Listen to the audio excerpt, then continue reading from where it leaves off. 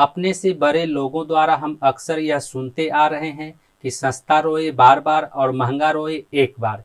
यानी सस्ता सामान खरीदने पर वह जल्दी टूट जाता है या फिर खराब हो जाता है, वहीं महंगा सामान खरीदने पर वह लंबे समय तक टिका हुआ रहता है।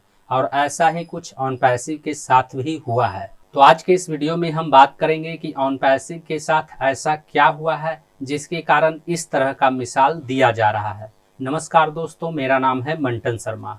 तो इसके बारे में सबसे पहले मैं आपको यह बताना चाहूँगा कि जैसा कि हम सबको बताया गया था कि ऑन पैसिव का माइग्रेशन AWS यानी अमेज़न वेब सर्विस के द्वारा किया जाना था, लेकिन ऑन पैसिव का माइग्रेशन AWS यानी अमेज़न वेब सर्विस के द्वारा नहीं किया गया, बल्कि ऑन पैसिव का माइग्रेशन किसी दूसरे सर्वर के द्वारा किया गया। और इसकी वजह यह बताया गया कि ऑन पैसिव का माइग्रेशन अमेज़न वेब सर्विस के द्वारा किए जाने पर ज़्यादा रकम खर्च करना पड़ रहा था, वहीं ऑन पैसिव का माइग्रेशन दूसरे सर्वर के द्वारा किए जाने पर कम रकम खर्च हो रहा था। इसलिए ऑन पैसिव का माइग्रेशन दूसरे सर्वर के द्वारा किया गया।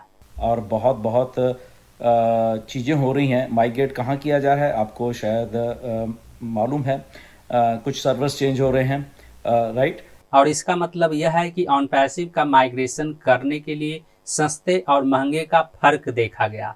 जहां पर कम रकम खर्च हो रहा था, उस सर्वर के द्वारा ऑन पैसिव का माइग्रेशन किया गया।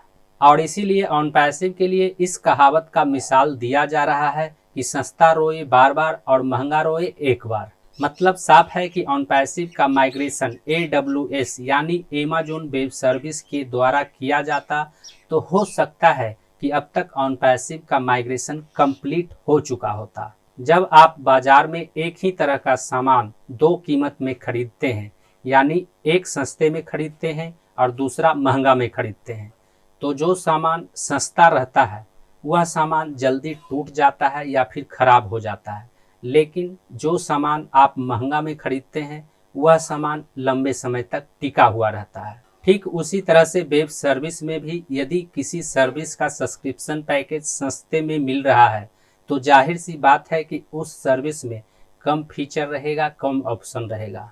और जो वेब सर्विस का सब्सक्रिप्शन पैकेज आप महंगा खरीदते हैं तो जाहिर सी बात है कि उस वेब सर्विस में ज़्यादा फीचर होगा, ज़्यादा ऑप्शंस होगा। लेकिन ऑन पैसिव का माइग्रेशन करने के लिए सस्ते वेब सर्विस का उपयोग किया गया, जिसके कारण ऑन पैसिव का माइग्रेशन कंप्लीट होने में टेक्निकल इशू आ रहा है। और इतने दिनों बाद भी ऑन पैसिव का माइग्रेशन पूरी तरह से कंप्लीट नहीं हुआ है। और ऑन पैसिव के CEO मिस्टर एस मुफारे को 3 तरह का डेट देना पड़ा है। अब आगे देखना यह है कि अगस्त महीने के अंत तक इकोसिस्टम वेब पोर्टल लाइव हो पाता है या नहीं। उम्मीद करता हूं इस वीडियो में दी गई जानकारी को आप अच्छी तरह से समझ गए होंगे। इस वीडियो से संबंधित यदि आपके मन में कोई सवाल है तो आप हमें नीचे कमेंट में पूछ सकते हैं।